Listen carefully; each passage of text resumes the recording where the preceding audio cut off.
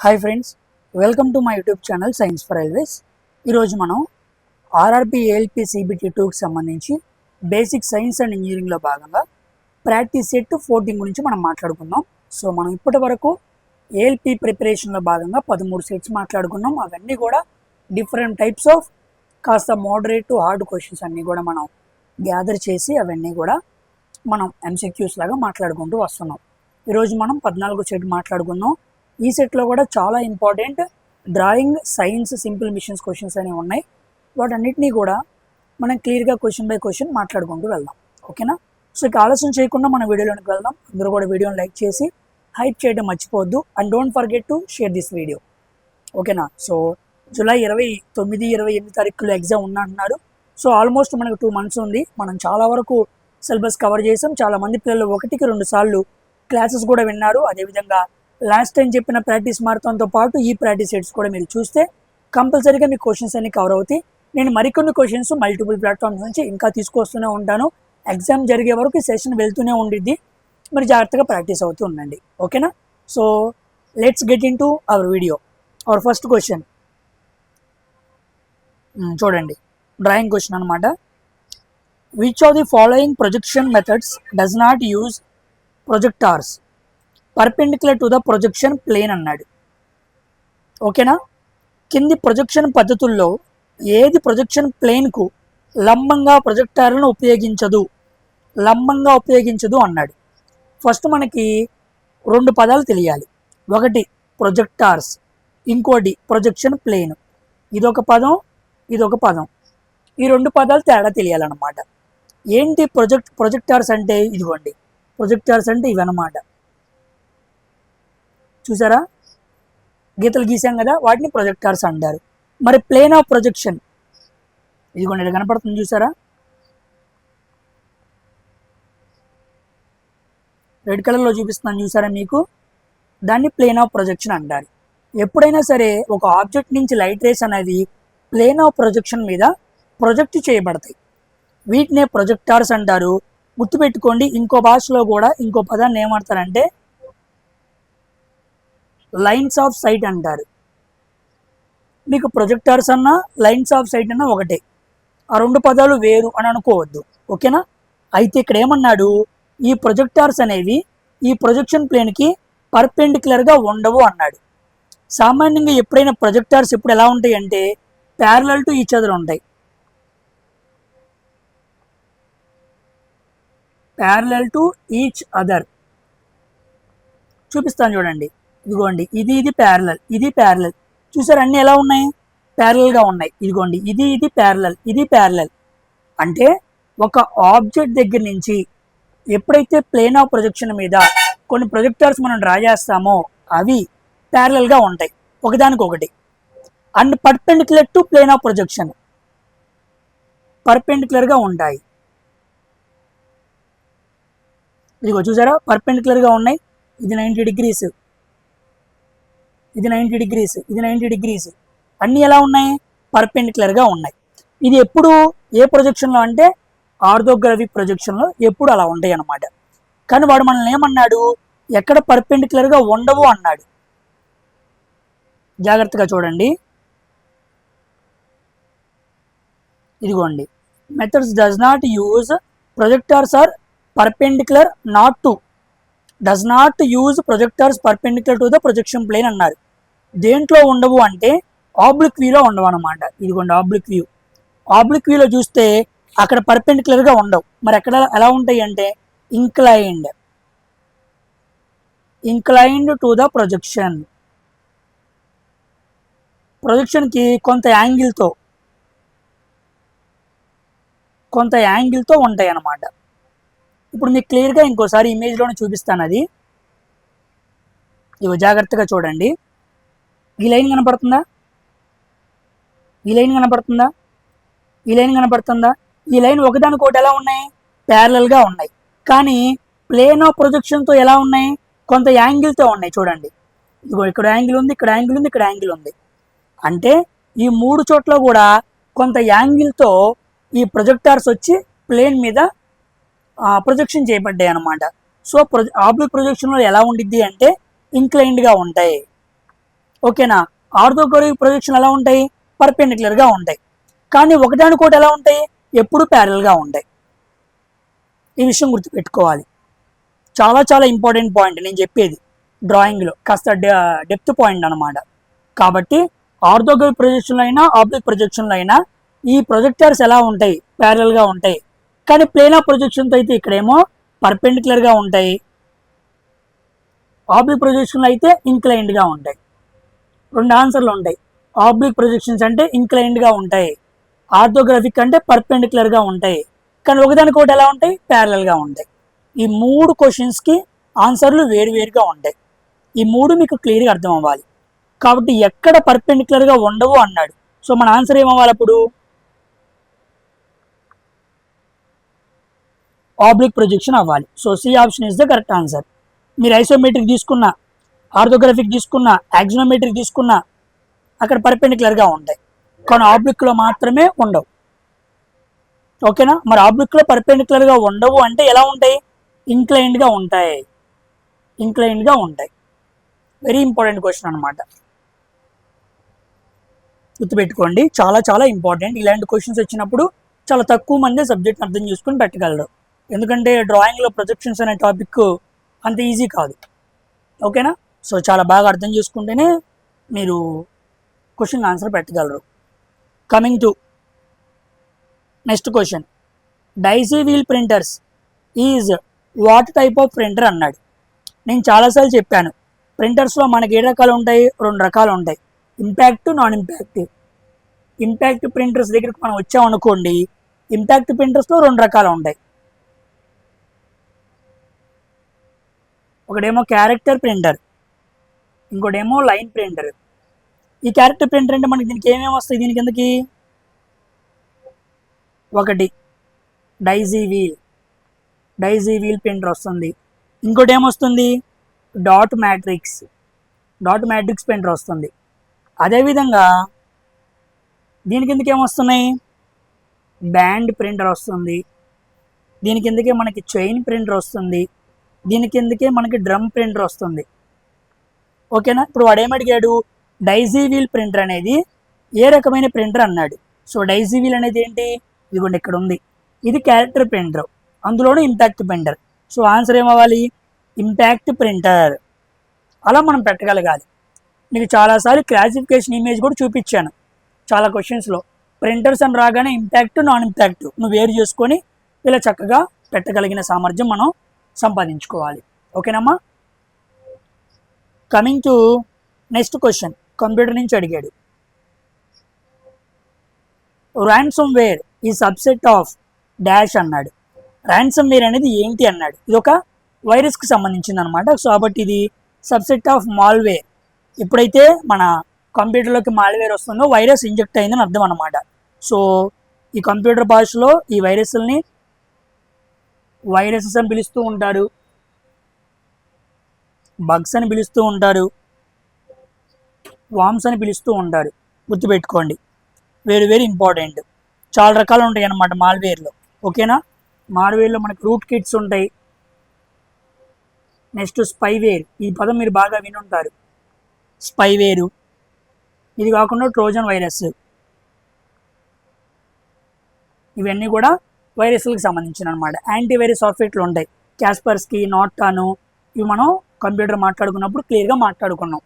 So కంప్యూటర్కి వచ్చే వైరస్లు ఏంటి, ఆ వైరస్లు అటాక్ అవ్వకుండా ఉండే సాఫ్ట్వేర్స్, యాంటీవైరస్ సాఫ్ట్వేర్స్ ఏంటి, అవి రెండు చూసుకోవాలి. ఓకేనా. కంపారిజన్ అడగచ్చు, ప్రజెంట్ ఏది వాడుతున్నాడని అడగచ్చు, ఏది ప్రమాదం అని అడగచ్చు, ఇది వైరస్ కాదా లేదా అని కూడా అడగచ్చు. ఓకేనా. కమింగ్ టు ఆక్యుపేషనల్ సేఫ్టీ నుంచి, ఐడెంటిఫై ద వార్నింగ్ సైన్ అన్నాడు. ఇక మనకి కిందకు వార్నింగ్ సైన్ ఇచ్చాడు. So rise of electric shock, risk of fire, risk of ionizing radiation, laser beam అన్నాడు. ఇది దేనికి సంబంధించింది, లేజర్ బీమ్కి సంబంధించింది. ఓకేనా. Light amplification by stimulated emission of radiation. So laser ఉన్న చోట ప్రమాదకరమైన గుర్తుగా మనం చూపించడానికి దీన్ని వాడుతూ ఉంటాం అన్నమాట.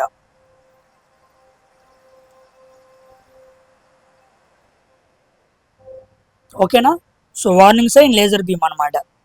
ఒకవేళ ఫైర్ గురించి అడిగాడు అనుకోండి, ఇదిగోండి ఇది ఫైర్, ఫ్లేమబుల్ అన్నాడు, దాన్ని మనం ఫైర్ కూడా వాడచ్చు. ఇది మనం పాయిజనింగ్ చూపించుకోవచ్చు. ఇది రేడియో యాక్టివ్ రేడియేషను, ఇది నాన్ ఐనర్జింగ్ రేడియేషను, ఇది బయోలాజికల్ హాజార్డ్ అనమాట. ఇది హై వోల్టేజ్ లేదా కరెంట్ అని ఇస్తాడు. యూజ్ ఆఫ్ గ్యాస్ మాస్క్, ఇది రిస్క్ ఆఫ్ ఎక్స్ప్లోజన్. ఓకేనా, కాస్త కన్ఫ్యూజ్ అవుతూ ఉంటారు. ఎక్స్ప్లోజన్ అంటే పేలుడు పేలినట్టు కనపడుతూ ఉండిద్ది, ఇదేమో సన్ రైజెస్ లాగా ఉండిద్ది అనమాట. గుర్తుపెట్టుకోండి, సన్ రైజ్ అవుతున్నప్పుడు కిరణాలు బయటకు వస్తున్నట్టు ఉండిద్ది అనమాట. So D option is the correct answer for this question. Coming to what is the correct sequence of electrical conductivity of silver, copper and gold at room temperature. Silver, copper, gold ఈ మూడిటికి room temperature దగ్గర వాటి conductivity ప్రకారం మనం అమర్చాలన్నమాట. So best conductor ఏంటి? Silver. Silver అంటే మనకి ఏజీ వస్తుంది అనమాట. ఓకేనా, ఏజీ తర్వాత ఏయు అంటే gold. Gold best conductor. Sorry silver తర్వాత కాపర్ అనమాట. Copper CU. కాపర్ తర్వాత మనకి గోల్డ్ వస్తుంది. గోల్డ్ అంటే ఏయు, ఆరియం అనమాట. సో అర్జెంటీనం, కాపరు, ఆరియం ఈ మూడు ఆర్డర్ అనమాట. సో ఫస్ట్ ఎక్కడ ఉంది? సిల్వర్, కాపర్, వెండి, రాగి, బంగారం అనమాట. కండక్టివిటీ ప్రకారంగా చూసుకుంటే అది. నెక్స్ట్ కొన్ని మెటల్స్ మనం యాడ్ చేయాల్సి వచ్చింది అనుకోండి, నెక్స్ట్ కండక్టివిటీ దేనికి ఎక్కువ? అల్యూమినియంకి ఎక్కువ. ఆ తర్వాత దేనికి ఎక్కువ? ఐరన్కి ఎక్కువ. Aluminium, iron. గుర్తుపెట్టుకోండి, ఇలా 5 అడగచ్చు, 3 అడగచ్చు. ఆడ్ నెంబర్స్ ఎక్కువ అడుగుతూ ఉంటాడు. ఓకేనా, so C option is the correct answer.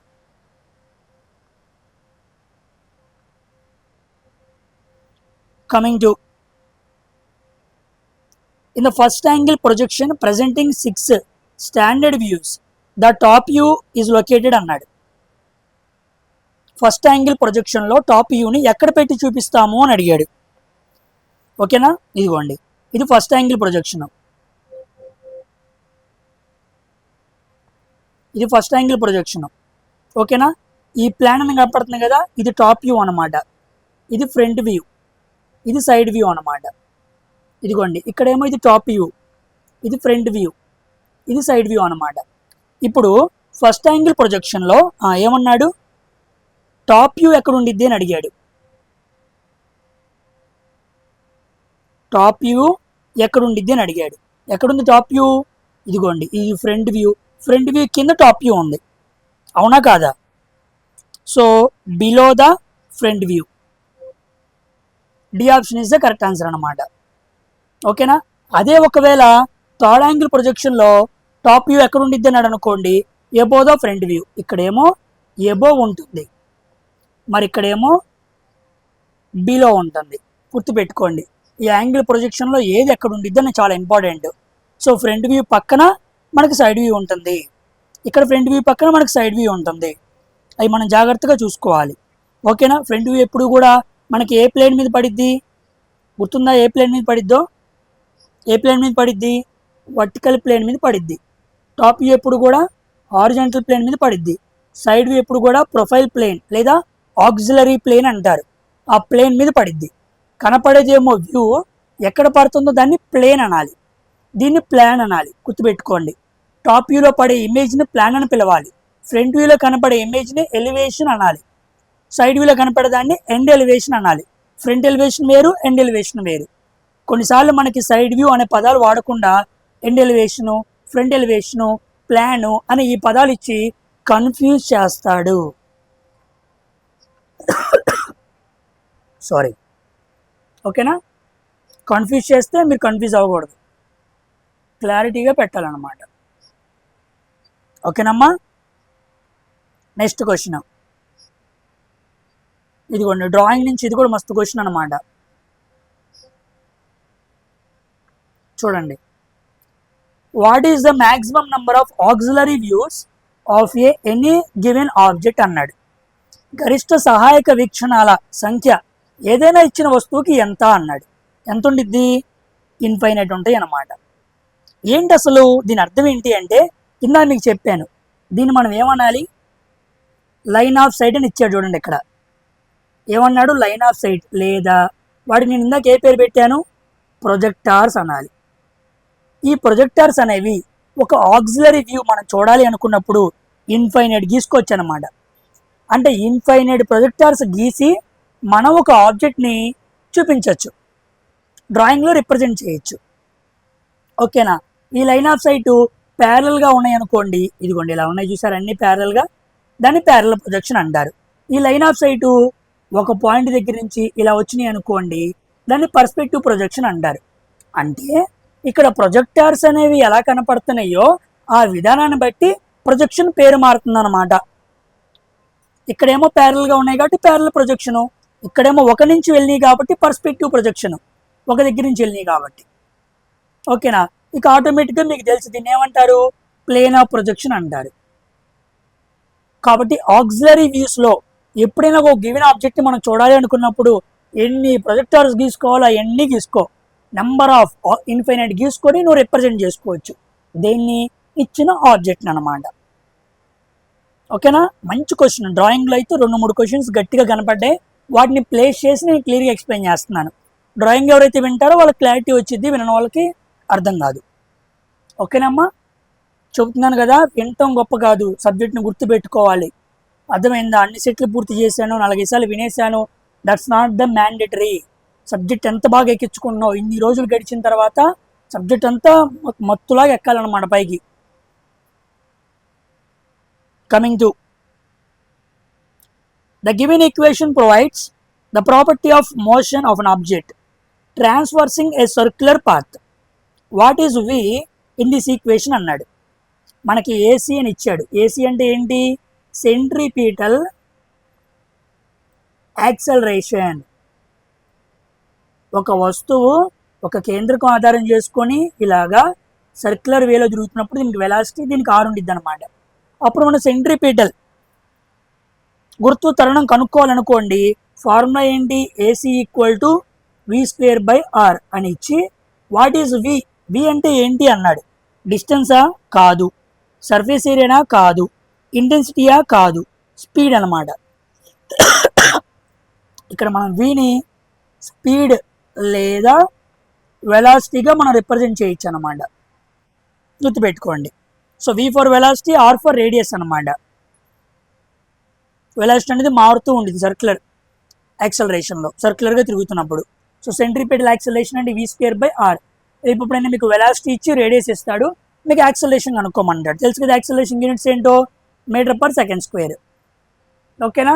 ఒకవేళ యాంగులర్ వెలాసిటీ ఇచ్చి మాట్లాడుతూ ఉంటాడు, అప్పుడైనా కూడా మీరు చేయొచ్చు, సింపుల్ అనమాట. ఓకేనా. నేను వెలాసిటీ, స్పీడ్ అండ్ వెలాసిటీలో క్లియర్గా ఇవన్నీ కూడా మాట్లాడటం జరిగింది. ఇది మోషన్ కింద వచ్చిందన్నమాట. ఉన్నాయి మంచి ప్రాబ్లమ్స్ ఉన్నాయి 2-3 కైనమాటిక్స్ నుంచి, అవి కూడా మీరు సాల్వ్ చేద్దరు. కానీ ప్రతి క్వశ్చన్ని పాస్ చేసుకొని ఇంత నేర్చుకున్నాం కదా మనం పెట్టగలుగుతున్నామా లేదా అన్నది మిమ్మల్ని మీరే చెక్ చేసుకోండి. ఓకేనా. సెల్ఫ్ టెస్ట్ అన్నమాట, మిమ్మల్ని మీరు విమర్శించుకోండి. Next, first class lever is capable of magnifying అన్నాడు. ఫస్ట్ క్లాస్ లివర్ దేన్ని పెంచగలదు, దాని ఒక పని ఏంటి అన్నాడు. సామాన్యంగా మనం లివర్స్లో చాలా రకాలు వాడుతూ ఉంటాం. ఉదాహరణకి ఇవన్నీ కూడా సింపుల్ మిషన్స్ అనమాట. ఎందుకు వచ్చినాయి ఇవన్నీ, మనిషి మామూలుగా చేసే పనిని ఇంకా సమర్థవంతంగా, ఫాస్ట్గా, ఎఫిషియెంట్గా చేయడానికి వచ్చినాయి కదా.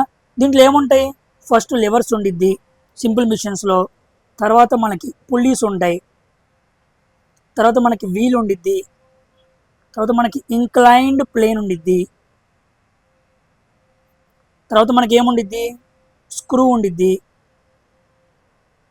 చివరిగా వెడ్జ్ ఉండిద్ది. These are all simple machines. ఇవన్నీ కూడా మనకి ఎందుకు వచ్చినాయి, మనం చేసే పనిని ఫోర్స్ పెంచడానికి. అంటే మనం కొంత బలం అప్లై చేస్తే ఆ వస్తువు మీద ఇంకా ఎక్కువ బలం అప్లై చేసే విధంగా, అంటే బలాన్ని పెంచడానికి, స్పీడ్ని పెంచడానికి, ఈ రెండింటిని పెంచడానికి మనం ఒక సింపుల్ మిషన్ కనుక్కున్నాం. ఓకేనా. కాబట్టి మనం బావిలో నుంచి నీళ్ళు బయటికి లాగాలి, సామాన్యంగా లాగితే కష్టం. కానీ ఎప్పుడైతే పుల్లి వాడామో మనం ఫోర్స్ తక్కువ అప్లై చేయొచ్చు, స్పీడ్ ఎక్కువగా బయటికి లాగచ్చు. అంటే మనం ఫోర్స్ని, స్పీడ్ని మ్యాగ్నిఫై చేసుకోవడానికి, పెంచుకోవడానికి మనం ఏం చేసాం, ఈ సింపుల్ మిషన్స్ తీసుకొచ్చాం. కాబట్టి ఫోర్స్ అండ్ స్పీడ్ బోత్ అనమాట, ఫోర్స్ స్పీడ్ ఈ రెండు అనమాట. దీంతో పాటు మనం డైరెక్షన్ కూడా మార్చుకుంటాం. Changing direction.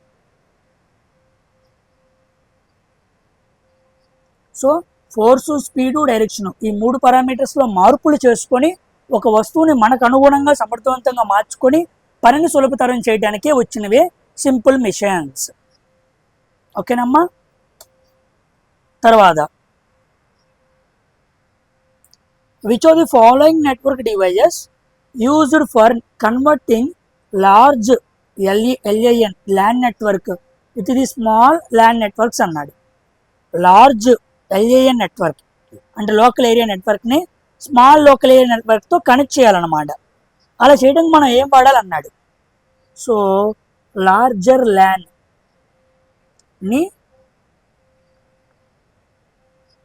స్మాలర్ ల్యాన్తో కనెక్ట్ చేయాలి అంటే మనం వాడేదాన్ని బ్రిడ్జ్ అంటారు. ఓకేనా. మనకి నెట్వర్కింగ్ డివైజెస్లో ఈ బ్రిడ్జ్ అనేది చాలా ఇంపార్టెంట్. ఇదిగోండి నెట్వర్క్ డివైజెస్ అన్నాడు. ఈ నెట్వర్క్ డివైజెస్లో మీకు ఏమొస్తాయి, మీకు మోడెమ్ వస్తుంది, బస్ వస్తుంది, బ్రిడ్జ్ వస్తుంది, గేట్వే వస్తుంది. ఇవన్నీ కూడా నెట్వర్క్ డివైజెస్. ఈ బ్రిడ్జ్ని మనం ఎక్కువగా ఎక్కడ వాడతాం, డేటా లింక్ లేయర్లో వాడతాం. Data link layer, OSI layer మనం మాట్లాడుకున్నాం కదా, అప్లికేషను డేటా, అక్కడ మనం బ్రిడ్జ్ని ఎక్కువగా వాడుతూ ఉంటాం. సో లార్జర్ ల్యాండ్స్ని స్మాలర్ ల్యాండ్స్తో మంచిగా కలపడానికి మనం ఈ బ్రిడ్జ్ని వాడుతూ ఉంటాం.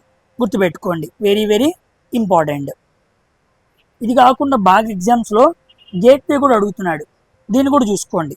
గేట్వే ఎలా చేసిద్దంటే it acts as connection between two dissimilar networks. 2 వేరు నెట్వర్క్స్ మధ్య కనెక్షన్ ప్రొవైడ్ చేయడానికి మనం గేట్వేని వాడతాం. ఓకేనా. అది కాబట్టి గేట్వే యొక్క పని అదనమాట. ఈ బ్రిడ్జ్ ఇంకో పని కూడా చేస్తుంది. ఈ బ్రిడ్జ్ ఏం చేస్తుందంటే డేటాని ట్రాన్స్ఫర్ చేస్తుంది in the form of packets. వీటిని బ్లాక్స్ అని కూడా అంటూ ఉంటారు. మరి డేటాని ట్రాన్స్ఫర్ చేయాలంటే అడ్రస్ కావాలి కదా, దాన్నే మ్యాక్ అంటారు. Media access control. MAC address ఆధారంగా ఒక ప్రాంతం నుంచి ఇంకో ప్రాంతానికి డేటాను కూడా ట్రాన్స్ఫర్ చేయడానికి ఉపయోగపడుతున్న నెట్వర్క్ డివైస్ పేరు బ్రిడ్జ్. ఓకేనా. ఇది కంప్యూటర్ నెట్వర్క్స్లో వెరీ వెరీ ఇంపార్టెంట్. ఈ మధ్య కంప్యూటర్ నెట్వర్క్స్ బాగా అడుగుతున్నాడు. షార్ట్ కట్స్ నెట్వర్క్సే అండి, ఎక్కువ అవే వస్తున్నాయి క్వశ్చన్స్. కాస్త దగ్గు కంట్రోల్ అవ్వలేదు, అందుకే మధ్యలో దగ్గుతున్నా. సారేంటి పద్దాలు దగ్గుతున్నారు అనుకోవద్దు. ఓకేనా. So bridge is the answer. Next question, how many main components are there in integrated waste management? Environment నుంచి అడిగాడు. వేస్ట్ని మేనేజ్ చేస్తున్నప్పుడు అంటే చెత్తను మొత్తం మేనేజ్మెంట్ చేసి అంతా మనం కవర్ చేయాలి కదా వేస్ట్గా ఉండకుండా. అలా చేస్తున్నప్పుడు ఎన్ని ప్రధాన భాగాలు ఈ వేస్ట్ మేనేజ్మెంట్లో ఉంటాయి అన్నాడు. 2, 3, 7, 11? ఆన్సర్ 3 మేనేజ్మెంట్స్ ఉంటాయి. నెక్స్ట్ క్వశ్చన్స్లో అవి ఏంటని అడగచ్చు, అందుకే రాసుకోండి. ఒకటేమో సోర్స్ రిడక్షన్, ఫస్ట్దేమో రిడక్షన్ అనమాట వేస్ట్ మేనేజ్మెంట్లో. తర్వాత recycling, second point very very important, recycling. మూడోది డిస్మాండిల్ అనమాట. డిస్మాండిల్ కాదు, disposal.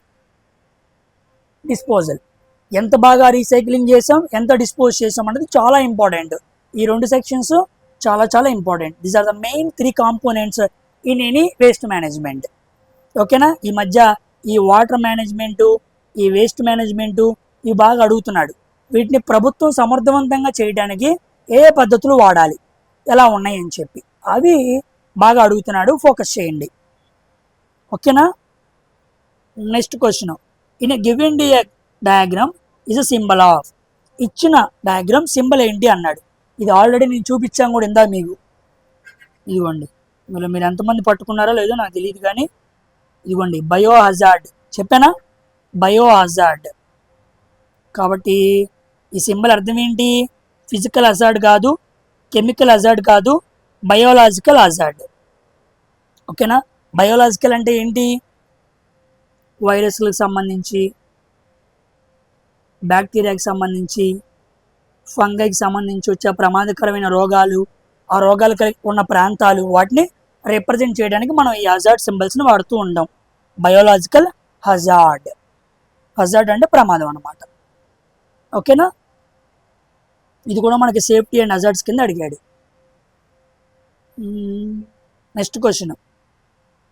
Harshika cools down 1 kg of water. 20 డిగ్రీల సెల్సియస్ నుంచి 2 డిగ్రీల సెల్సియస్కి హర్షిక తన దగ్గర ఉన్న వాటర్ని టెంపరేచర్ తగ్గించింది. Okay. The volume of the given amount of water is minimum. అప్పుడు వాల్యూమ్ తగ్గిందంట. వాటర్ యొక్క వాల్యూమ్ మినిమంగా ఎక్కడ ఉండిద్ది, ఏ టెంపరేచర్ దగ్గర ఉండిద్ది అన్నాడు. 20 డిగ్రీల సెల్సియస్ దగ్గర నుంచి 2 డిగ్రీ సెల్సియస్ దగ్గరికి టెంపరేచర్ ఏమవుతూ ఉంది, తగ్గుతూ ఉంది. అప్పుడు మినిమం వాల్యూమ్ మనకి ఎక్కడ ఉండిద్ది అన్నాడు. సో 20 నుంచి 2 వైపుకి వెళ్తున్నప్పుడు మధ్యలో మనకి ఏముంది, 4 డిగ్రీల సెల్సియస్ ఉంది. Very very important. నీటి అసంగత వ్యాకోచ కోణం మనకు 4 డిగ్రీల సెల్సియస్ దగ్గర కనపడిద్ది. అక్కడ ఎప్పుడైనా ఏముండిద్ది, హై డెన్సిటీ లో వాల్యూమ్ ఉండిద్ది. ఈ టెంపరేచర్ దగ్గర వాటర్కి అత్యధిక సాంద్రత, తక్కువ ఘనపరిమాణం ఉండిద్ది. కాబట్టి ఆన్సర్ ఏమవ్వాలి, 4 డిగ్రీ సెల్సియస్. తెలిసిన క్వశ్చనే, కాస్త డిఫరెంట్గా అడిగాడు. అన్నమాట. ఓకేనా? So 4 degree Celsius is the answer అనమాట. గుర్తుపెట్టుకోండి. తర్వాత question. The line connecting A view to a note is called అన్నాడు. డ్రాయింగ్ నుంచి అడిగాడు. The line connecting A view అంటే వీక్షణని నోట్కి కలిపే రేఖను ఏమని పిలవాలి అన్నాడు. ఏమని పిలవాలి? డైమెన్షన్ లైన్ కాదు, ప్రొజెక్షన్ లైన్ కాదు. The answer is leader line అని పిలవాలి. లీడర్ లైన్ నేను చాలాసార్లు రిప్రజెంట్ చేసి మరీ చూపించాను. చూడండి, లీడర్ లైన్ని మనం ఇలా రిప్రజెంట్ చేయొచ్చు, లేదా మనం ఇలా రిప్రజెంట్ చేయొచ్చు, లేదా మనం ఇలా రిప్రజెంట్ చేయొచ్చు. We have 3 types of representations of leader line. ఇలా రిప్రజెంట్ చేస్తున్నప్పుడు మనం అవుట్లైన్ లోపల, దీన్ని అవుట్లైన్ అంటారు. అవుట్లైన్ లోపల నుంచి చూపిస్తున్నాం కాబట్టి డాట్తో చూపించాలి. సో డాట్ను వాడాలి. అలా కాకుండా అవుట్లైన్ మీద చూపిస్తున్నాం, ఆన్ అవుట్లైన్ మీద నుంచి చూపిస్తున్నప్పుడు మనం యారో హెడ్ని వాడాలి.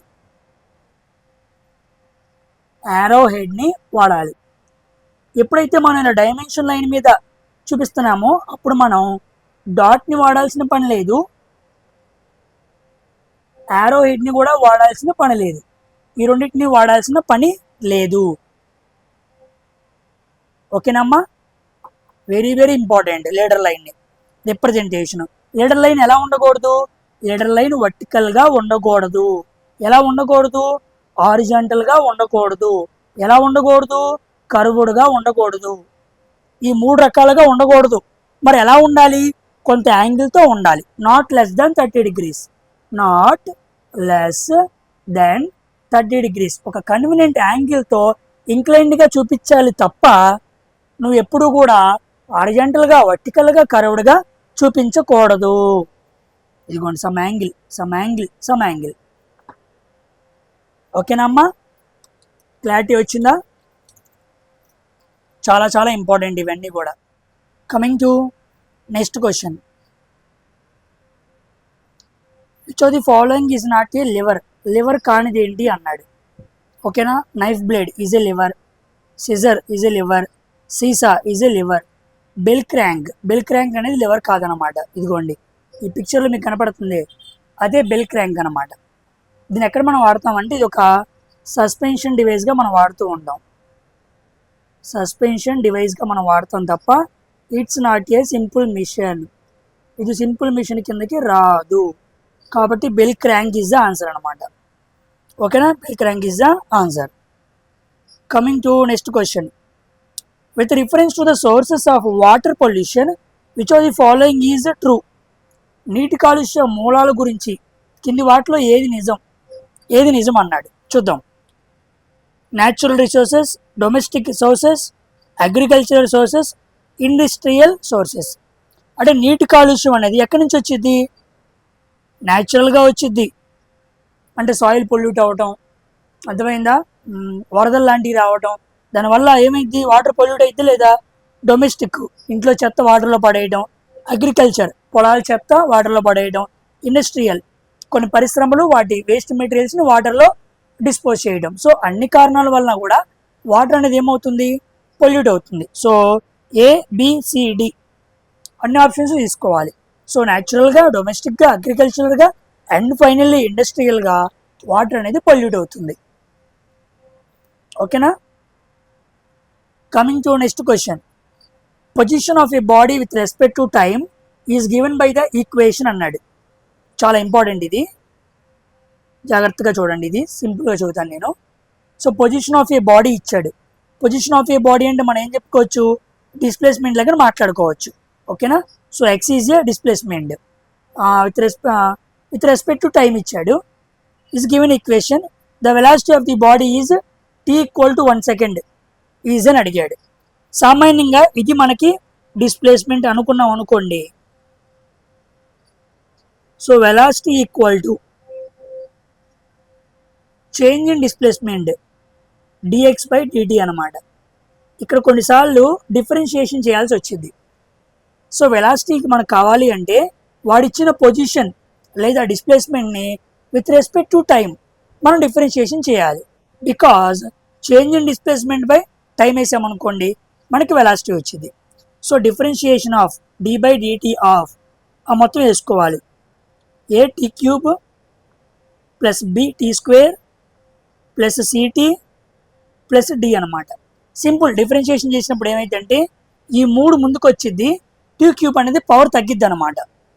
ఎప్పుడైతే నువ్వు టైంతో డిఫరెన్షియేషన్ చేస్తున్నావో టైము దాని పవర్ తగ్గించుకుంటూ వచ్చింది. ఇప్పుడు చేశాను అనుకోండి ఏ అలాగే ఉండిద్ది. ఈ ముందు 3 కాస్త ముందుకు వచ్చి 3a t² అయింది. నెక్స్ట్ ఈ 2 ముందుకు వచ్చింది 2b అయింది. నెక్స్ట్ ఈ t ముందుకు వచ్చింది అంటే 1 వచ్చింది అనమాట, ప్లస్ c అనమాట. డిఫరెన్షియేషన్ కాన్స్టెంట్ చేసామనుకోండి 0 వచ్చింది. అలా చేయాలన్నమాట. పాయింట్ మీకు అర్థమైందా? ఇక్కడ ఒక t వచ్చింది. మళ్ళీ చదువుతాను చూడండి సింపుల్గా మీకు అర్థం అవడానికి. ఇక్కడ క్యూబ్ ఉంది కదా, t³ అది t² అవ్వాలి. ఇక్కడ t² ఉంది కదా అది t అవ్వాలి.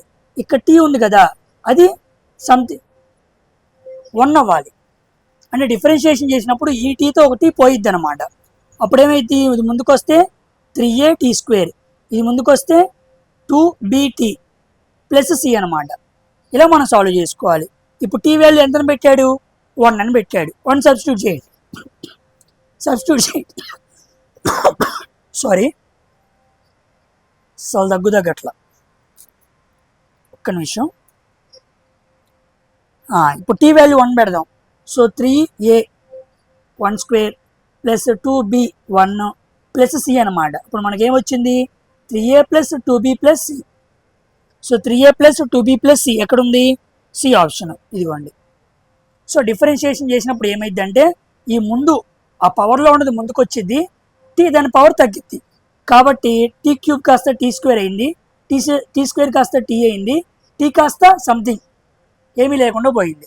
ఎందుకంటే మీరు d/dt ఆఫ్ t³ వేశారు అనుకోండి, ఇక్కడ t క్యాన్సిల్ అయిపోయి మనకి t² వచ్చింది అనమాట. అలా చేయాలి. ఓకేనా? గుర్తుపెట్టుకోండి. ఇలాంటివి అక్కడక్కడ వస్తూ ఉంటాయి. ఈ క్వశ్చన్ అయితే నాకు 2-3 టైమ్స్ కనపడింది. డిఫరెన్షియేషన్ కదా అడగలే అని అనుకోండి, నేను నెగ్లెక్ట్ చేశాను. కానీ 2-3 సార్లు కనపడింది కదా, ఎందుకైనా మంచిదని చెప్పేస్తున్నాను. ఓకేనా? So C option is the correct answer. Coming to which of the following having highest density అన్నాడు. హైయెస్ట్ డెన్సిటీ దేనికి ఉంది అని అడిగాడు. ఓకేనా? దేనికి ఉంది? ఐస్కా కాదు, కిరోసిన్గా కాదు, వాటర్కి సీ వాటర్కి మధ్య డిఫరెన్స్ అది తెలియాలి. వాటర్ డెన్సిటీ 1 అనమాట, 1 g/cm³. మరి సీ వాటర్ది 1.02 g/cm³ అనమాట. So D is the correct answer. Sea water is the correct answer అనమాట. ఓకేనా? సో హైయెస్ట్ డెన్సిటీ దేనికి ఉంది? సీ వాటర్కి ఉంది. సముద్రపు నీరుకి ఎక్కువ సాంద్రత ఉంది. Very very important. ఇక్కడ మీకు కొన్ని డెన్సిటీస్ చూద్దాను, ఇవి చూడండి. ఎగ్జామ్స్లో బాగా అడుగుతూ ఉన్నాడు. క్వశ్చన్స్ కాస్త డిఫరెంట్గా ఫ్రేమ్ చేస్తాడు. కొన్ని ఫ్యూయల్స్ తీసుకున్నాం. కొన్ని ఫ్యూయల్స్, ఈ ఫ్యూయల్స్లో first ice 0.92, kerosene 0.86, water 1, sea water 1.02, rubber 0.96. ఐస్కి రబ్బర్కి వెరీ నియర్గా డెన్సిటీ ఉండిద్ది అనమాట. కొన్ని ఫ్యూయల్స్ అనమాట. కొన్ని మెటల్స్ ఇంపార్టెంట్ చదువుతున్నాను, ఇవి కూడా గుర్తుపెట్టుకోండి. డైమండ్ డెన్సిటీ కాస్త 3.52 ఆ అరౌండ్లో ఉండిద్ది అనమాట. నెక్స్ట్ మెటల్స్ వచ్చామనుకోండి, మెటల్స్లో బాగా క్యాస్ట్ ఐరన్ 6.82 ఉండిద్ది, ఐరన్ 7.85 ఉండిద్ది, కాపరు 8.93 ఉండిద్ది, సిల్వరు 10.49 ఉండిద్ది, లెడ్ 11.34 ఉండిద్ది, మధ్యలో మెర్క్యూరీ ఉండిద్ది. మెర్క్యూరీ కింద రాస్తానులే. మెర్క్యూరీ 13.59. ఎగ్జామ్స్లో చాలాసార్లు మెర్క్యూరీ డెన్సిటీ అడిగాడు. ఓకేనా. తర్వాత గోల్డ్ డెన్సిటీ, అన్నిటికన్నా గోల్డ్ డెన్సిటీ చాలా ఎక్కువ అన్నమాట. ఓకేనా. ఈ వాల్యూస్ గుర్తుపెట్టుకోండి, వెరీ వెరీ ఇంపార్టెంట్. ఎందుకు సార్, దీనివల్ల ప్రయోజనం ఏంటి, ఎలా క్వశ్చన్ అడుగుతాడంటే, ఇప్పుడు నేను చదువుతాను మిమ్మల్ని, నేను అడుగుతా మీరు చెప్పండి. సిల్వరు, గోల్డ్, కాపరు, నా దగ్గర ఈ 3 మెటల్ కాయిన్స్ ఉన్నాయి అన్నమాట. అంటే ఈ 3 మెటల్స్తో తయారు చేసిన కాయిన్స్ ఉన్నాయి. ఈ మూడింటిని నీటిలో విసిరేసాను, నీటిలో పడేశాను. ఏది త్వరగా మునిగిద్ది, ఏది త్వరగా మునుగుతుంది, విచ్ విల్ సింక్ క్విక్లీ, ఏది త్వరగా మునుగుతుందో మీరు చెప్పాలి. ఓకేనా. సో కామెంట్ సెక్షన్లో రాయండి. మీరు అలా చెప్పాలి అంటే ఈ ప్రతిదాని యొక్క సాంద్రత మీకు తెలియాలి. సాంద్రత తెలిస్తేనే ముందు ఏది మునిగిద్ది, మధ్యలో ఏది మునిగిద్ది, చివరిగా ఏది మునిగిద్ది అని చెప్పగలం. కాబట్టి డెన్సిటీస్ తెలియాలి.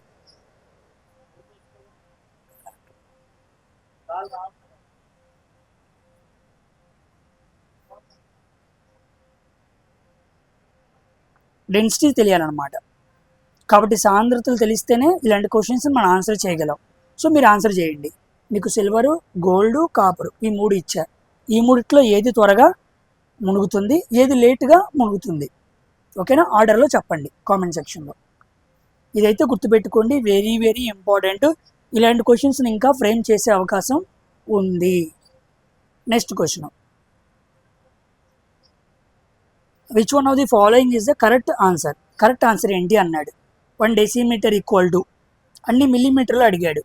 100 మిల్లీమీటరా, 10 మిల్లీమీటరా, 1000 మిల్లీమీటరా, ఎలా చెప్పాలి. ఫస్ట్ మనకి మీటర్లో తెలియాలన్నమాట. 1 మీటర్ ఈక్వల్ టు, సింపుల్గా గుర్తుపెట్టుకోండి, 10 power 1, 10 square, 10 cube. 10 power 1 decimetre, 10 power square centimetre, 10 cube millimetre. ఇలా చెప్పాలన్నమాట. 1 మీటర్ అంటే 10 పవర్ 1 సెంటీమీటర్. ఓకేనా. 10 స్క్వేర్ సెంటీమీటర్. 1 మీటర్కి 100 సెంటీమీటర్లు ఉంటాయి. 1 మీటర్కి 1000 మిల్లీమీటర్లు ఉంటాయి. కాబట్టి 10 power 1 decimetre, 10 square centimetre, 10 cube millimetre. Decimetre, centimetre, millimetre ఇలా మార్చుకోవాలి. ఫస్ట్ ఇది మీకు క్లారిటీ ఉండాలి. ఇప్పుడు వాడు క్వశ్చన్లో ఏం అడిగాడు, 1 డెసిమీటర్ అడిగాడు, అంటే రివర్స్లో అడిగాడు. అవునా కాదా. సో 1 డెసిమీటర్ ఈక్వల్ టు, ఇది వచ్చింది అనమాట 10 పవర్ -1 మీటర్. అంతే కదా. దీన్నే రివర్స్ చేశాను. 1 metre equal to 10 power 1 decimetre. ఇప్పుడు నాకు డెసిమీటర్ అడిగాడు కాబట్టి రివర్స్ చేశాను. 1 decimetre equal to 10 power -1 metre. అయితే నన్ను ఏం అడిగాడు, అన్ని మిల్లీమీటర్లు అడిగాడు. ఇప్పుడు 1 మీటర్ ప్లేస్లో ఏం పెట్టాలి, మిల్లీమీటర్ పెట్టాలి. 1 మీటర్ అంటే ఎన్ని మిల్లీమీటర్లు, 10 పవర్ 3 మిల్లీమీటర్లు. కాబట్టి 1 decimetre equal to 10 power -1 into 10 cube millimetre. ఇది 1/10 ఇంటూ 10 క్యూబ్. ఇది కొట్టేస్తే 100 ఉండిద్ది. 100 మిల్లీమీటర్. కాబట్టి ఒక డెసిమీటర్ అంటే ఎంత? 100 millimetre. So A option is the correct answer.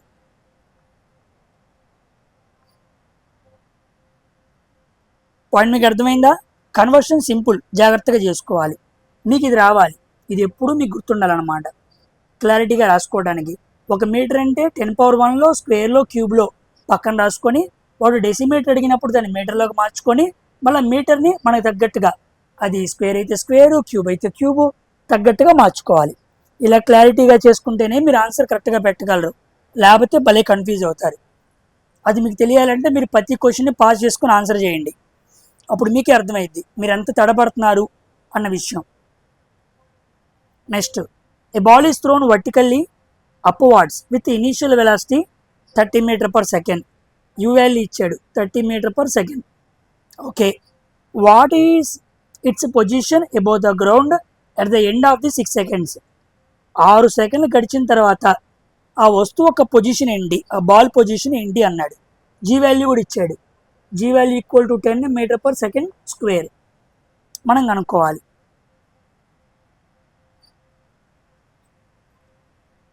చూడండి, చేద్దాం. ఫస్ట్ మన దగ్గర ఏమున్నాయి? మన దగ్గర జీ వాల్యూ ఉంది 10 మీటర్/సెకండ్ స్క్వేర్, యూ వాల్యూ ఉంది 30 మీటర్/సెకండ్, టైం ఈక్వల్ టు 6 సెకండ్స్. ఓకేనా? ఈ 3 తెలిసినప్పుడు ఒక వస్తువును పైకి విసిరేసినప్పుడు ఫైనల్ వెలాసిటీ ఏమవుతుంది? 0 అవుతుంది, అంతే కదా. కింద నుంచి పైకి వేసినప్పుడు ఎక్కడో చోట వస్తువు ఏమైద్ది? ఆగిద్ది. So velocity 0. ఈ 4 ఉన్నప్పుడు మనం ఏ ఈక్వేషన్ వాడచ్చు? v equal to U plus GT. V అంటే ఎంత? 0. యు అంటే ఎంత? 30. పైకి వేసాం, పైకి వేసినప్పుడు జీ వాల్యూ ఏం తీసుకోవాలి? నెగిటివ్ తీసుకోవాలి, అవునా కాదా? సో -10 ఇంటూ టీ అనమాట. So 30 equal to 10 into T. ఇది కొట్టేస్తే టైం ఈక్వల్ టు 3 సెకండ్స్. 3 సెకండ్స్కి ఇలా వస్తువును పైకి వేసాం అనుకోండి, 3 సెకండ్స్కి ఏమైంది? మ్యాక్సిమం హైట్ రీచ్ అయింది. 3 సెకండ్లో వస్తువు పైకి వెళ్ళింది. ఇలా 3 సెకండ్లో పైకి వెళ్ళింది అంటే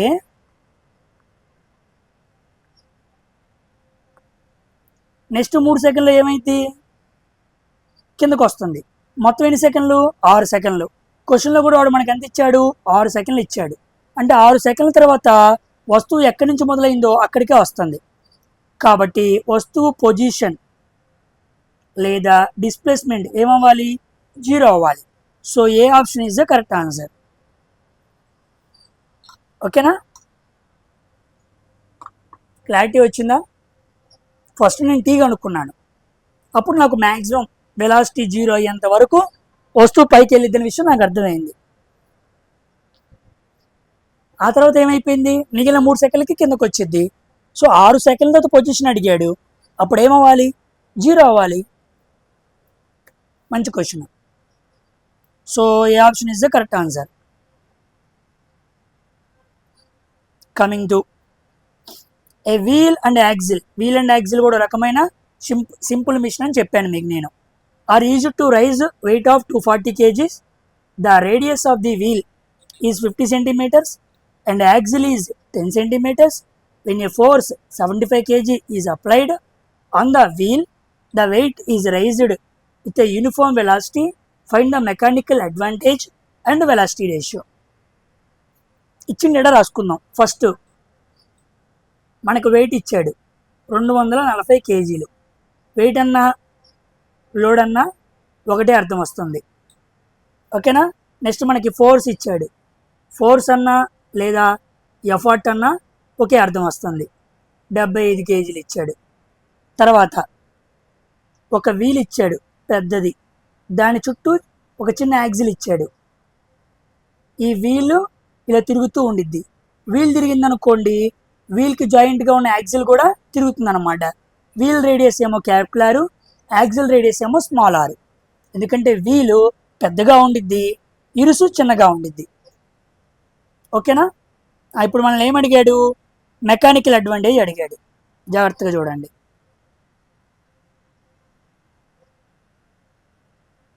so mechanical advantage equal to load by effort. Load అంటే మనకి ఎంత ఇచ్చాడు 240. సో 240. ఎఫర్ట్ అంటే ఎంత, ఫోర్స్ అన్న ఎఫర్ట్ అన్న ఒకటే కదా, 75 kgs అనమాట. 3 8 24, 3 15 75, 8/15, 5 3 15, 5 16, 3 5 15, 1 మిగిలిద్ది, 0 పెట్టుకుంటే 5 కదా, 5 3 అంతే, 3 5 15, 1 పెట్టి 0 పెట్టుకుంటే 5 3 వస్తుంది కదా. తప్పు చేశాను ఏమైనా, కనీసం ఉండండి. లోడ్ అంటే ఎంత 240, ఓకే 240. ఎఫర్ట్ అంటే ఎంత 75, 3 పాతికలు 75, అది రాంగ్ వేసాను ఇందాక. 3 పాతికలు 75, 3 80లు 240. నెక్స్ట్ 80/25 వచ్చింది, 5 5 25, 5 16, 5 3 15, 1 మిగిలిద్ది, పాయింట్ పెట్టుకుని 0 పెట్టుకుంటే 5 2. సో 3.2 ఉంది. సో మెకానికల్ అడ్వాంటేజ్ 3.2 ఉంది కాబట్టి ఫస్ట్ ఆప్షనే కరెక్ట్. కానీ మనం కనుక్కుందాం, ఓకేనా. వెలాసిటీ రేషియో కూడా కనుక్కుందాం. ఓకే, వెలాసిటీ రేషియో ఎలా కనుక్కోవాలి, velocity ratio equal to, velocity ratio మనకి ఇచ్చిన సింపుల్ మిషన్ ఏంటి, wheel and axle. Wheel and axle అంటే ముందు వెలాసిటీ రేషియో ఎలా కనుక్కోవాలి, effort distance by load distance. Effort అంటే ఇక్కడ ఏంటి, ఇదిగోండి ఇది అనమాట, వీలు ఇలా తిరిగిద్ది, ఇది ఎఫర్ట్. ఎఫర్ట్ తిరిగినప్పుడు లోడ్ కూడా ఏమైద్ది, తిరిగిద్ది. నువ్వు చక్రాన్ని తిప్పావు అనుకో అది ఎఫర్ట్, ఇరుసు కూడా తిరిగింది అనుకో అది లోడ్ అనమాట. కాబట్టి effort distance by load distance. ఇది కంప్లీట్గా ఒకసారి తిరిగింది అనుకో ఎంత, 2πr. ఇది కంప్లీట్గా ఒకసారి తిరిగింది అనుకోండి ఎంత, 2πr. కంప్లీట్గా తిరగడం అంటే ఏంటి, పెరిమీటర్ కంప్లీట్ చేయడమే కదా. కాబట్టి వీల్ని తిప్పితే ఇరుసు కూడా తిరిగిద్ది. కాబట్టి ఎఫర్ట్ డిస్టెన్స్ అంటే 2πr, లోడ్ డిస్టెన్స్ అంటే 2πr. ఇది క్యాన్సిల్ అయితే capital R by small r. Capital R ఎంత, ఇదిగోండి 50, స్మాల్ r ఎంత 10, ఇదిగోండి 10, కొట్టేస్తే 5 వచ్చింది, ఇదిగోండి 5. సో ఫస్ట్ ఆప్షన్ కరెక్ట్ అనమాట. ఓకేనా, అలా చేయాలి మనం. సో వీల్ అండ్ యాక్సిల్ ఇచ్చినప్పుడు, ఇంక్లైన్డ్ ప్లేన్ ఇచ్చినప్పుడు, పుల్లీ ఇచ్చినప్పుడు వెలాసిటీ వెలాసిటీ రేషియోలు మారుతూ ఉంటాయి. ఓకేనా, జాగ్రత్తగా చేయాలి. సో ఇది వీలు, ఇది యాక్సిల్. వీల్ని తిప్పితే యాక్సిల్ అనమాట. మనం చెరుకు రసం దగ్గర వీల్ని తిప్పాడు అనుకోండి, లోపల యాక్సిల్ కూడా తిరిగి ఎలా తిరిగిద్దో అలాగనమాట. ఓకేనా, వెరీ వెరీ ఇంపార్టెంట్ ఇది. మంచి question of the day. Next question, dash is used to communicate information to industry. ఇండస్ట్రీకి ఇన్ఫర్మేషన్ తెలియజేయడానికి మనం ఏ రకమైన డ్రాయింగ్ని వాడాలి అని అడిగాడు. ఏ డ్రాయింగ్ వాడాలి, మెషిన్ డ్రాయింగ్ వాడాలా, డిజైన్ డేటా వాడాలా, ఇన్స్టాలేషన్ డ్రాయింగ్ వాడాలా, దేన్ని వాడాలి. So the answer is machine drawing. ఈ మెషిన్ డ్రాయింగ్లో ఏముంటుందంటే front view, side view, top view, ఇలాగా ఈజీగా మన దగ్గరికి వచ్చిన క్లయింట్కి మనం చాలా వివరంగా ఎక్స్ప్లెయిన్ చేయాలి అంటే ఇండస్ట్రియల్ విషయాల్లో మనం ఈ డ్రాయింగ్ని వాడాలి. అప్పుడు వాడు కోరుకున్న వస్తువుని మనం డ్రా చేసినప్పుడు దాన్ని అన్ని భాగాలు మనం ఈజీగా వాడికి చెప్పగలం. సో క్లయింట్ ఈజీగా అర్థం చేసుకోవడానికి మనం ఏం వాడాలి, మెషిన్ డ్రాయింగ్ని వాడాలి. ఓకేనా. మరి పేటెంట్ డ్రాయింగ్ అంటే ఏం వాడతాం, ఇక్కడ మనం ఆర్థోగ్రాఫిక్ వాడతాం. ఆర్థోగ్రాఫిక్ డ్రాయింగ్ని వాడతాం. ఇక్కడ ఒక వస్తువును తయారు చేసినప్పుడు ఆ వస్తువు మీద నీకు పేటెంట్ రావాలి. అలా రావాలి అంటే దాని పిక్టోరియల్ వ్యూ చాలా చక్కగా నువ్వు ఆర్థోగ్రాఫిక్ ప్రొజెక్షన్లో ఎప్పుడైతే పైన అధికారికులకు చూపిస్తావో నువ్వు తయారు చేసిన వస్తువు మొత్తం నీకు పేటెంట్ వచ్చింది. ఇక్కడ అప్పుడు అలాంటి వస్తువును వేరే వాళ్ళు తయారు చేసి వాడుకోకూడదు, ఆ పేటెంట్ నీదన్నమాట. సో హక్కులు మొత్తం నీకే చెందుతాయి. కాబట్టి పేటెంట్ డ్రాయింగ్ అప్పుడు వాడాలి. ఇక ఇన్స్టాలేషన్ డ్రాయింగ్ ఎప్పుడు అంటే, ఎప్పుడు వాడాలి అంటే ఒక మ్యానుఫ్యాక్చరర్ ఉన్నాడు, వాడు క్లయింట్కి ఒక వస్తువును తయారు చేశాడు. ఇప్పుడు ఆ వస్తువును మన ఇంట్లో వచ్చి బిగించాలనుకోండి, ఎక్కడ హోల్ ఉండాలి, ఎక్కడ ఎర్త్ కనెక్షన్ ఉండాలి, వాడు వచ్చి ఇన్స్టాలేషన్ చేయాలంటే వాడు ఒక డ్రాయింగ్ మనకి ఇవ్వాలి. అప్పుడు ఒక రూమ్ కానీ ఒక ప్లేస్ కానీ వాడు తయారు చేసి తీసుకొచ్చిన వస్తువులు తగ్గట్టుగా మన ఇంట్లో ఆ ప్లేస్ని మనం తయారు చేస్తాం. ఎక్కడైనా హోల్స్ ఇవ్వాలా, ఎక్కడైనా ఎలా చేయాలి, ఓవరాల్ డైమెన్షన్స్ అన్ని మనకు క్లియర్గా తెలియాలి. అలాంటి సమయంలో మన ఇన్స్టాలేషన్ డ్రాయింగ్ని వాడాలి. సో కంపల్సరీగా ఇప్పుడు ఆన్సర్ ఏమవ్వాలి? Machine drawing is easily to communicate information to the industries.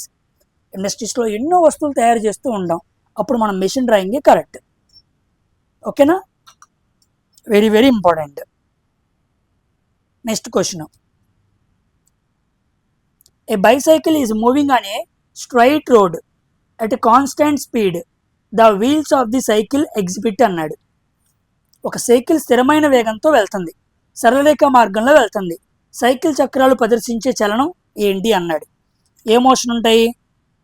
B option. Circular motion ఉండిద్ది, ట్రాన్స్లేషనల్ మోషన్ ఉండిద్ది, పీరియాడిక్ మోషన్. వృత్తాకార, అనువాద, దీన్ని స్థానాంతర అంటారు. ఆవర్తన చలనాలు ఈ మూడు ఉంటాయి అన్నమాట. ఎలా ఉంటాయి ఈ మూడు చూద్దాం. చూడండి,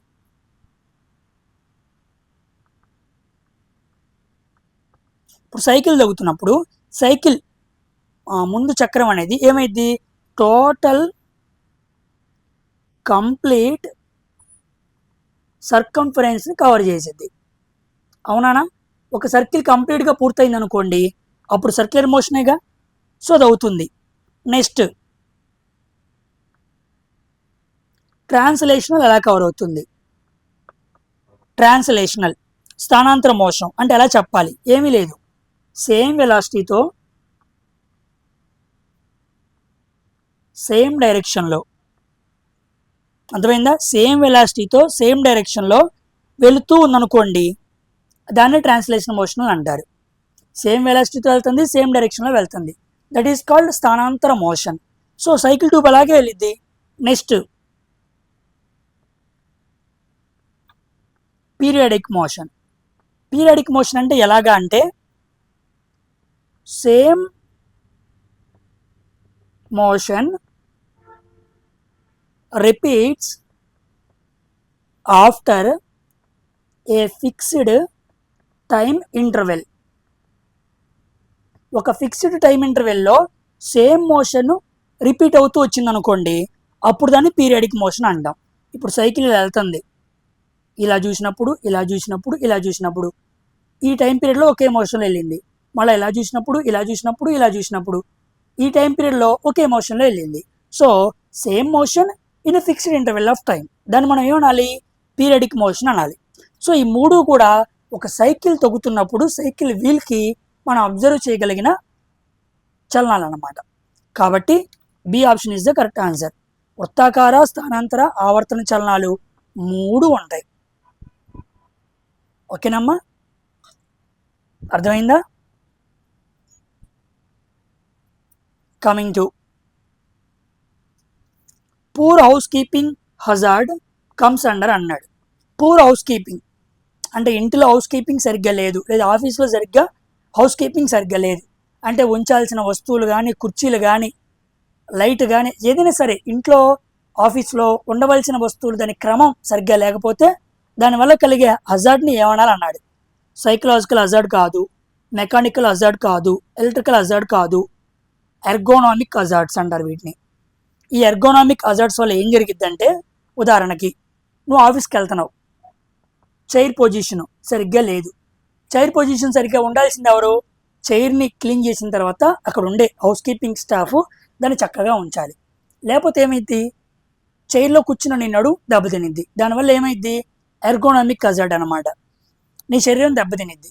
సో పని ప్రదేశాల్లో మెంటల్గా కానీ మానసికంగా కానీ మన బాడీ చాలా స్ట్రెస్కి గురవటానికి ఎటువంటి హౌస్ కీపింగ్ కారణమైద్దో దాన్ని ఎర్గోనామిక్ హజార్డ్స్ అంటారు.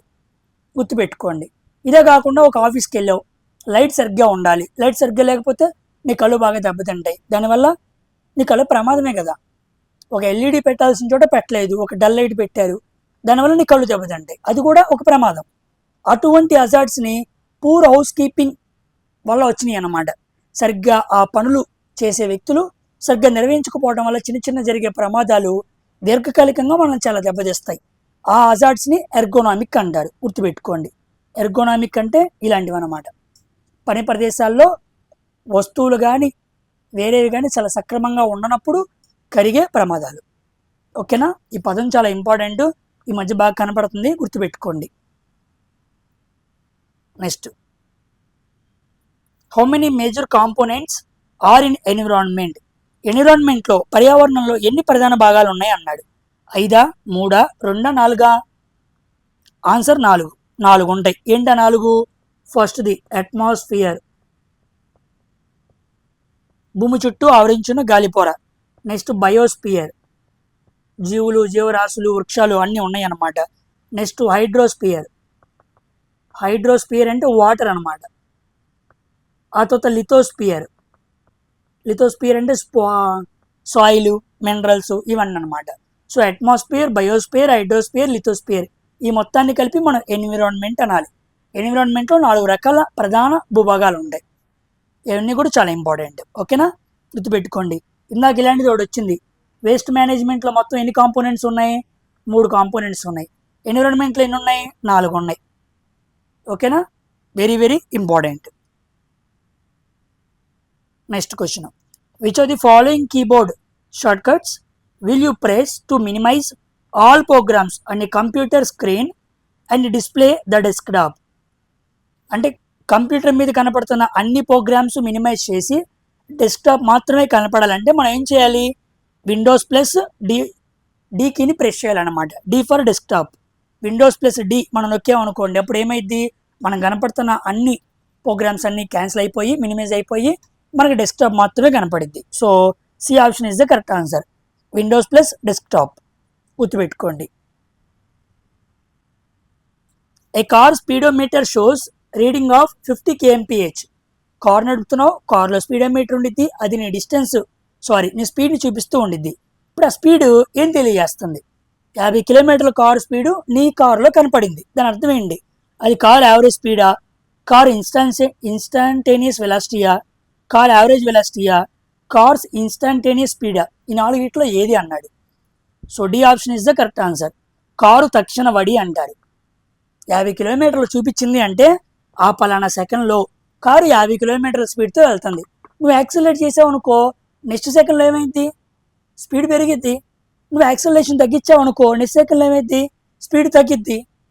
అంటే పలానా పర్టిక్యులర్ సెకండ్లో ఎంత స్పీడ్ ఉంది అని కారు చూపించే స్పీడ్ని ఇన్స్టాంటేనియస్ స్పీడ్ అంటారు, వెలాసిటీ అనరు. So D option is the correct answer అన్నమాట.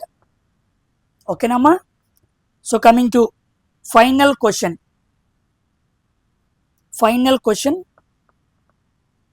For this 14th session. చూడండి question, if a distance travelled by a body in nth second is given by the 4 + 6n meters, then find the initial velocity u and acceleration a. ఒక వస్తువు ఎన్నవ సెకండ్లో, ఏ సెకండో తెలియదు, పలానా సెకండ్లో ప్రయాణించిన దూరం మాత్రమే ఇచ్చాడు. గుర్తుపెట్టుకోండి, ఒక కారు ప్రయాణించిన మొత్తం డిస్టెన్స్ ఇవ్వాల, టోటల్ డిస్టెన్స్ మనకి ఇవ్వలేదు. హీ హాజ్ గివెన్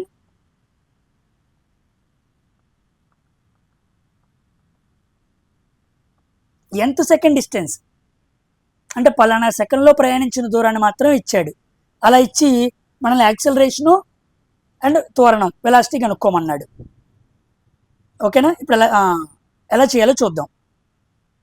ఎప్పుడైనా గుర్తుపెట్టుకోండి, nth సెకండ్లో మిమ్మల్ని ఎప్పుడైనా ఎంత డిస్టెన్స్ ట్రావెల్ చేశాము అని అడిగినప్పుడు డిస్ప్లేస్మెంట్ ట్రావెల్డ్ ఇన్ డిస్ప్లేస్మెంట్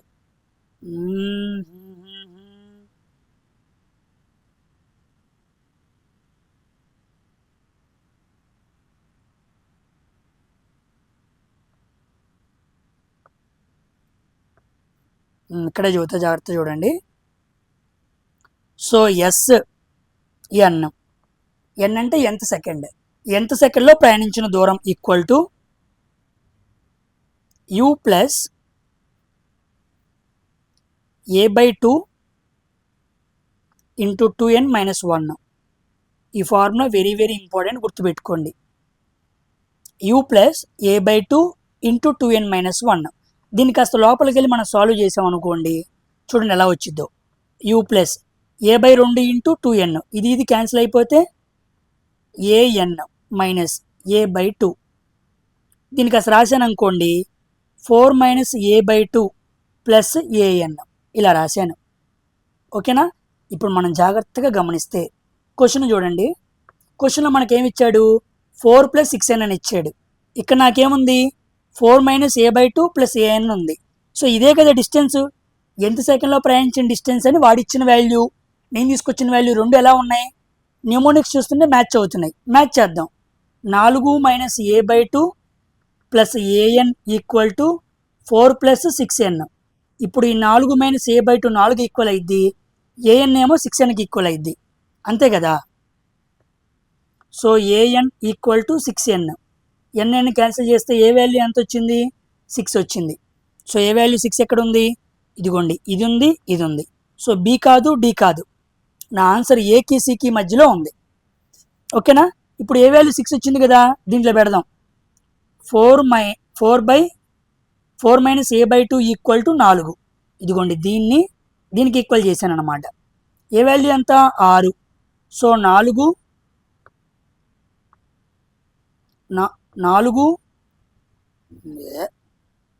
కరెక్ట్గా ఇక్కడికి వచ్చాగానే స్లైడ్స్ అయిపోయినాయి. చూడండి, ఇక్కడ జాగ్రత్త రాస్తున్నాను. 4 minus a by 2 equal to 4. ఏ ప్లేస్లో 6 పెడదాం.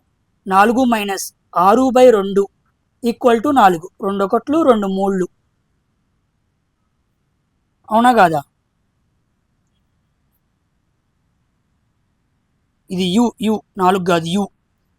సో యు అనమాట ఇది. So you minus a by 2 equal to 4. You minus 6 by 2 అంటే 3 వచ్చింది. So you minus 3 equal to 4.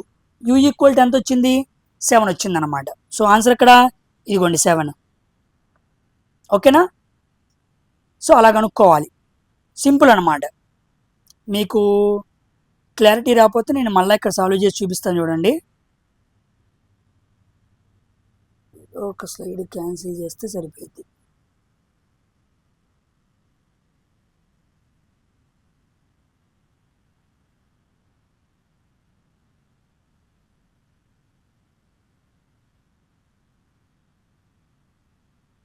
ఇక్కడ వచ్చింది చూడండి. ఇప్పుడు చూడండి, జాగ్రత్త సాల్వ్ చేస్తున్నాను. చాలా ఇంపార్టెంట్, ఇది కన్ఫ్యూజ్ అవ్వకూడదు. Sn equal to u plus a by 2 2n minus 1.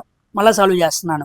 లోపలికి మల్టిప్లై చేశాను అనుకోండి, u ప్లస్ 2 క్యాన్సిల్ అయ్యి an వస్తుంది, మైనస్ a బై 2 వస్తుంది. దీన్ని u minus a by 2 plus anగా రాశాను. ఇది ఎంత సెకండ్లో ప్రయాణించిన డిస్టెన్స్. మన క్వశ్చన్లో ఆ డిస్టెన్స్ ఎంత ఇచ్చాడు, 4 ప్లస్ 6n అని ఇచ్చాడు. సో ఇది ఈక్వల్ టు 4 ప్లస్ 6n. ఇప్పుడు చూడండి ఏం చేశాను, ఈ u మైనస్ a బై 2ని నేను 4కి ఈక్వల్ చేశాను, anని 6nకి ఈక్వల్ చేశాను. an equal to 6n. ఇది క్యాన్సిల్ చేస్తే నాకు ఏ వాల్యూ ఎంత వచ్చింది, 6 వచ్చింది. దాన్ని తీసుకొచ్చి దీంట్లో పెడుతున్నాను. So u minus 6 by 2 equal to 4. 2 1 2 3. u minus 3 equal to 4. u equal to 7. So నాకు ఇనిషియల్ వెలాసిటీ 7 వచ్చింది, యాక్సిలరేషన్ 6 వచ్చింది. సో 7 6 ఎక్కడ ఉంది, ఇదిగోండి, C option is the correct answer అనమాట. ఇలా మీకు సాల్వ్ చేయాలి. ఓకేనా? ఐ హోప్ మీకు అర్థమైంది అనుకుంటున్నాను. ఈ క్వశ్చన్ చాలా ఇంపార్టెంట్. నేను మీకు ఎంత సెకండ్లో వెలాసిటీ కనుక్కోవడం చెప్పాను, ఈ ఎంత సెకండ్లో డిస్టెన్స్ కనుక్కోవడం అనమాట. మంచి క్వశ్చన్ ఇది. ఓకేనా? ఇప్పుడు మీకు హోంవర్క్ ఇస్తాను ఇలాంటిది. ఇందాక ఒక కామెంట్ సెక్షన్లో ఒకటి అడిగాను, ఇప్పుడు ఇంకో హోంవర్క్ ఇస్తున్నాను. సేమ్ ఎంత సెకండ్లో ప్రయాణించిన distance equal to 7 plus 5n. డైరెక్ట్గా ఇచ్చేస్తున్నా. ఎంత సెకండ్లో ప్రయాణించిన డిస్టెన్స్ ఎంత, 7 ప్లస్ 5n. మీరేం కనుక్కోవాలి, మీరు find u and find acceleration. ఇప్పుడు చెప్పిన క్వశ్చన్నే సింపుల్గా మీకు అడిగాను. 7 ప్లస్ 5n ఇచ్చిన డిస్ప్లేస్మెంట్ అనమాట, లేదా డిస్టెన్స్. మీరు a కనుక్కొని కామెంట్ సెక్షన్లో రాయండి. సో 2 క్వశ్చన్స్కి కామెంట్ సెక్షన్లో ఆన్సర్ రాయటం మర్చిపోవద్దు. సో ఇక్కడితో వీడియో ఫినిష్ చేస్తున్నాను. This is the 14th session. ఓకేనా? కాస్త ఆలస్యమైన మంచి క్వశ్చన్స్ అనేవి వెతికి తీసుకొచ్చాను. మంచి క్వశ్చన్స్ ఇవన్నీ కూడా. ప్రతి క్వశ్చన్ దగ్గర ఎంతో కొంత కాన్సెప్ట్ నేర్చుకుంటూ వెళ్తున్నాం. సో మీ ప్రిపరేషన్ ఇలాగే స్పీడప్ చేసుకుంటూ వెళ్ళండి. చెప్పాను కదా, వీడియోస్ అయితే ఆగవు. ఏదో కాస్త అనారోగ్యం లాగింది, వస్తూనే ఉంటే జాగ్రత్తగా ప్రిపేర్ అవ్వండి. సో నెక్స్ట్ వీడియోలో కలుద్దాం. Until then thank you very much for watching science for always. Hype చేయటం మర్చిపోవద్దు. బాయ్.